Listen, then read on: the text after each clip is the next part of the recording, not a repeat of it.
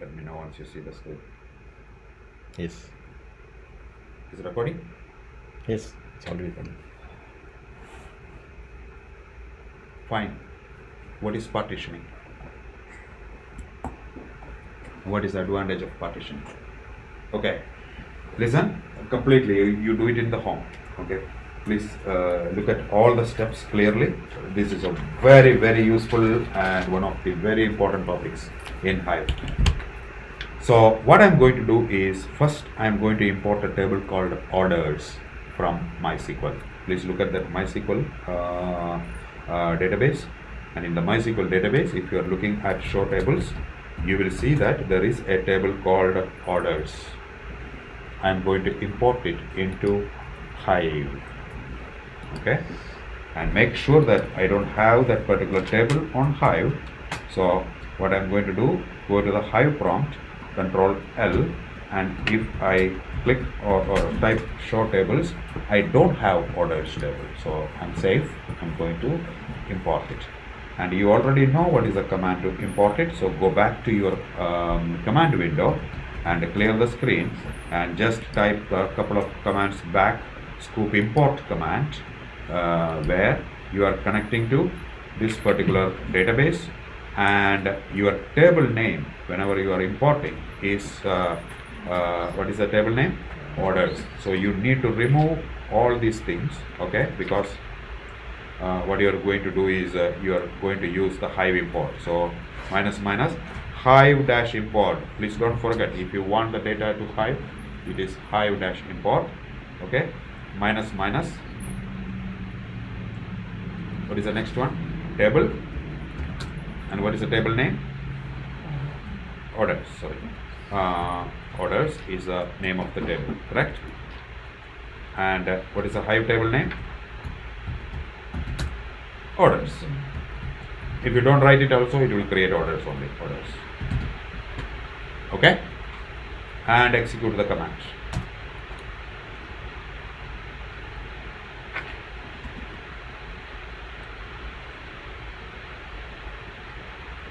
In this sequence doesn't matter, no? Hive table and No, Hive. no man. It's options. Minus minus means any option. You can give minus minus, connect at the last, whatever you like. Alright, this is a little bit of big table, and you will see later about 7,736 rows or something. Let's see. So if you, as you can see, it's a little bit of complex process because we were just dealing with 6 rows, 10 rows, 15 rows, etc. So it is executing the complete map reduce.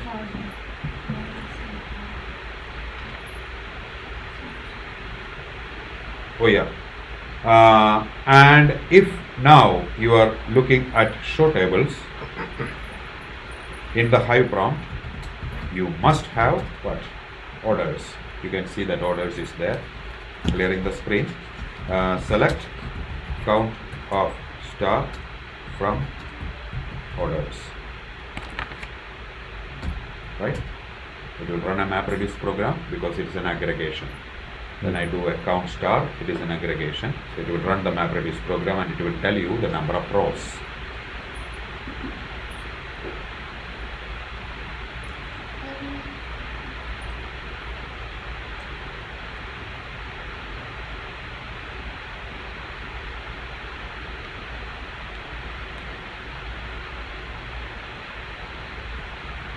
So then find 68,883 rows are there. Okay. Now this is orders table, correct? Let's describe this orders table. Describe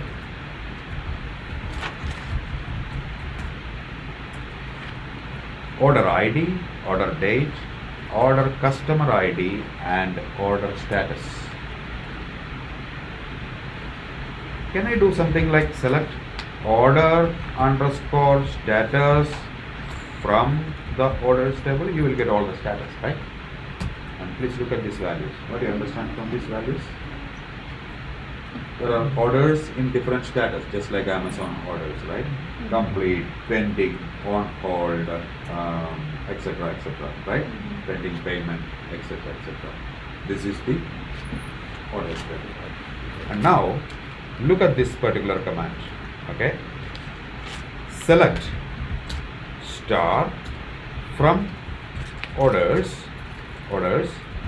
where order underscore status is pending. I am giving a where clause. Okay, let's do a count star from orders where the order status is pending. Count of star from order status is pending. Execute that. Just because I put the aggregation function count star, it will definitely go through a map reduce.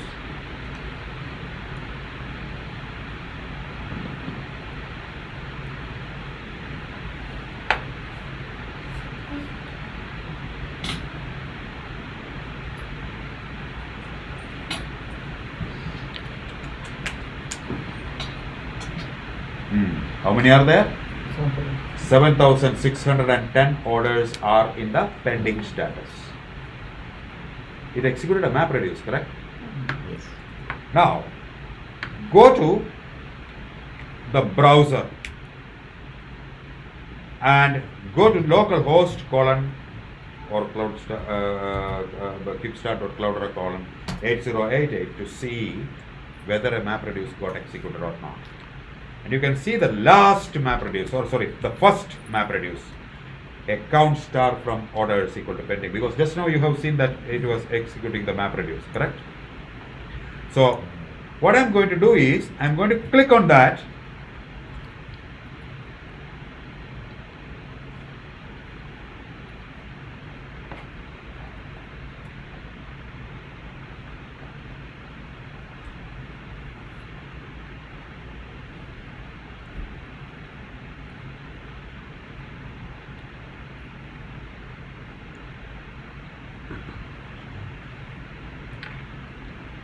And when you click on the history on the right hand side, remember the concept of counters that I taught you, the ability for the variable to be shared across the mappers. Click on the counters, and in the counters, if you read a little bit down, you will see that this number of input records for the mapper is 68,883, exactly this particular value.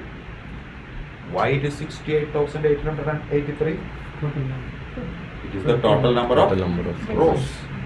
So each record was taken, right? So 68,883 records were taken and analyzed. Assume that if by some magic I can put all pending in one partition, all payment pending in another partition, all incomplete in another partition, and now when I am querying, give me the total number of orders which are pending, it need not count all the 8,883 rows, it needs to count only. This is called partitioning. What is the advantage? Search speed. MapReduce is complex, time consuming. So what we are going to do, we are going to create a new table now, and I am going to partition that existing table into the new table in this way, and that concept is called partitioning. Clear? So the first step for doing that is I am going to create a table called my orders. So I'm going to go to the window, and I am going to go to the Hive prompt, okay, and Control L, and please observe there are some variables that you have to set, etc., etc. Okay, so what we are going to do is we are going to create a table called my orders. How will you create a table? Create table my orders. We already learned this particular one, and the my orders is containing the order underscore ID, which is of type integer, exactly same as orders table, and order underscore date, which is of I think begin, Uh, let us do one thing. First, describe the orders table so that you know what it is. Describe orders table, right? So, yeah, int begin enter. So well, let us do now. Create table my orders and in bracket order underscore id, which is of type integer, and you are going to give order underscore date, which is again of type string, and order underscore customer underscore id, exactly the same columns that I'm typing. Okay, order underscore customer id, which is also of type int. Okay, please look at this beautiful command.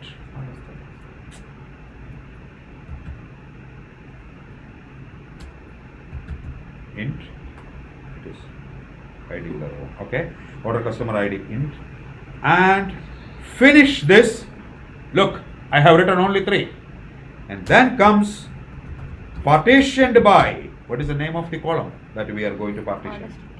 Order status. So order underscore status, which is of type string. That's the command that you should be using. Please listen.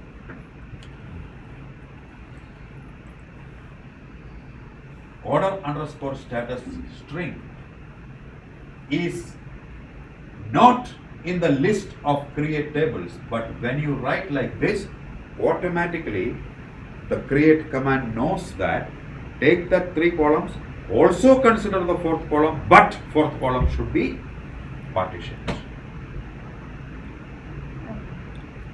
Clear? And press enter. How will you know that it is a partition table? Please look at the command and see the beauty of the describe formatted command again. Describe formatted. What was our old table name? Orders. Look at that. In the string, nothing related with the partition is available here, and it is telling it is a managed table, etc., etc. Correct? And now let us do one thing. I am clearing the screen. Describe formatted. I am going to give my orders.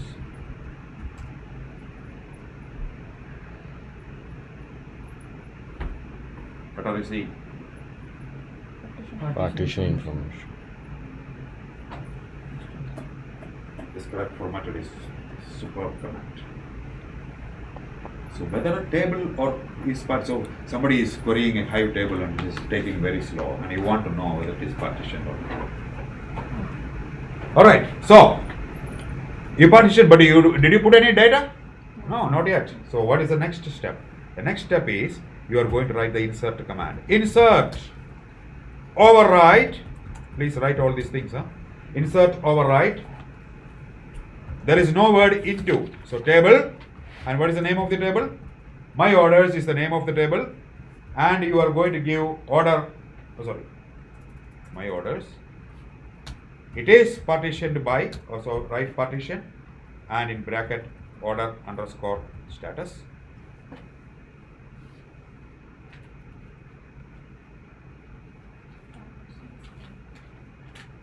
Partition order underscore status, and then the select command will come. Select. What do you want to select? Order underscore id, comma, from the orders table. So you are taking from the orders table and putting it into my orders table. So order id, comma, order underscore date, comma, order underscore customer underscore id, comma, order underscore status, from which table? Orders table, where order underscore status is not null. Can you do a select asterisk? Yeah, you can take the first part. Yeah? What? No. That is the beauty, right? That is why I am writing it. You have it. You never should write a select star, and never ever forget to write that last is not null for that particular column. Why? Okay, please listen here. What is this order status? What is the partition column? There is a spelling mistake. What is the partition column? Understand. Order status, right? Party. The partition column is order status, right? Whenever you are writing the select query, Suresh, that partition column must come as the last column. So if you do select star, it will not work. Okay. And then another important thing, assume that you didn't write that order status is not null. If there is a null row coming in your data by somehow, your partition will get completely screwed up. So, that partition column must be checked for not null, as well as it should come as the last. But what if you want to import data which is not having any order status? Huh? If it's null. No, it's not possible. It will give you error. Okay, so it's a not nullable column. Correct. Okay. Absolutely. It is not nullable column. There cannot be nulls in that. If it is not null, no issue. Oh, so you If it is null, it won't bring the point. you can't identify that as a partition column. Right. If there is a null value, now your query will work. Why? Because I handled that condition. But if you don't write that, your partition will get stopped at that particular point and it will go into a mess. Okay? So insert override table, my orders, partition, select order ID, order state, right, null, and then press enter. So that shows you the next very important feature. By default, partitions are switched off. And the way you have to switch on is given in that particular command. That is why I wrote it and then I generated that error. What is it telling? Semantic exception dynamic partition strict mode requires at least one static partition column. To turn this off, set hive exec dynamic partition mode equal to non-strict.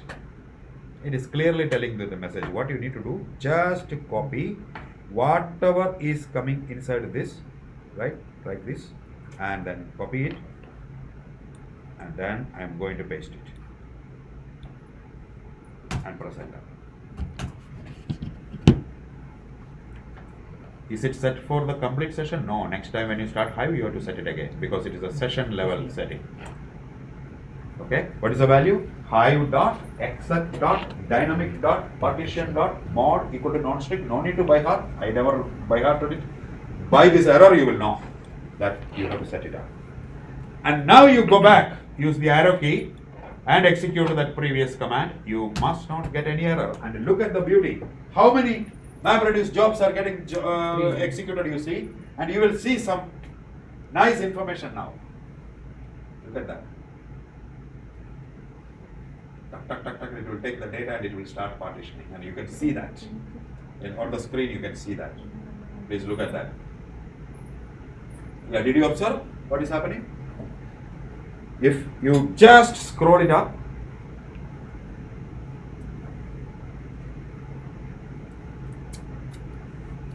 look at that. All the partitions. Oh. Order. Right?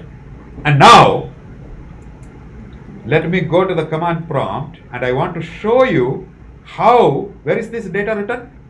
In Hive, user slash Hive slash warehouse slash my orders, right?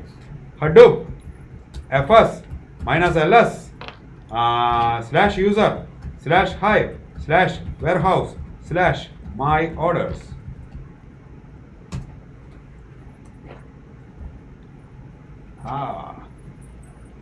Is it part dash r dash 000 part dash r dash 001? No. What happened?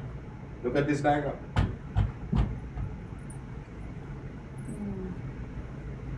Each data is in partition. And now what is the fun? If you go to this particular query window now, okay, Control L, and I am going to execute exactly the same command that we have executed some time back on orders table, but this time I am going to execute on my orders, which is the new table, which is a partition table. Clear? Are you following? And when I execute that, it will run the MapReduce now. It will be the first MapReduce because it is much faster than the other one. You will not see that difference, but when you have millions of rows, you will see that difference, right? and as a proof, let it complete.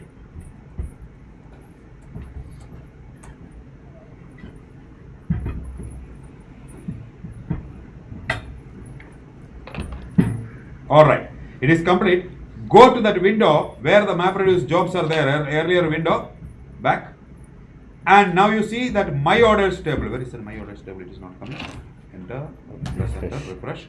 My orders table is there, and previous one is orders. Okay, so my orders table, and you click on that history on the right hand side here. And when you click on the history, you will see the counters. And in the counters, you will see that the number of input records is how much? Earlier it was how much? 65,550. Now you understood why counters are very important for the performance?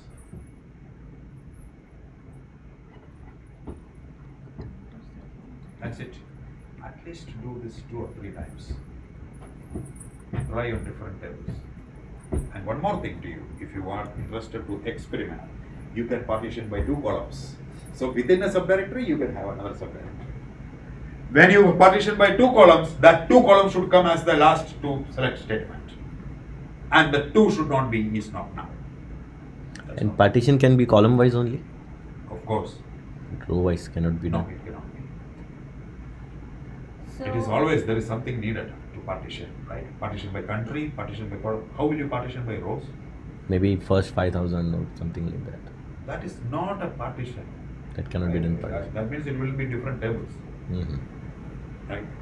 So in these different directories are created now in Hadoop, Yes. like pending or depending on the status. Correct. So if we go inside that, Ah. there will be partitions. No, it will be data. Simple. Your Simple data. Simple Yes, data. simple data. If you create 2 partitions, as I told you, 2 columns, then inside that another partition will come.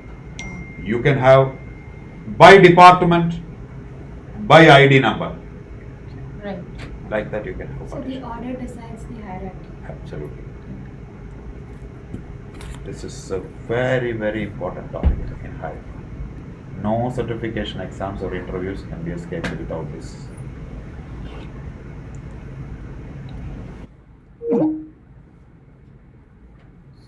So please practice this. We will complete.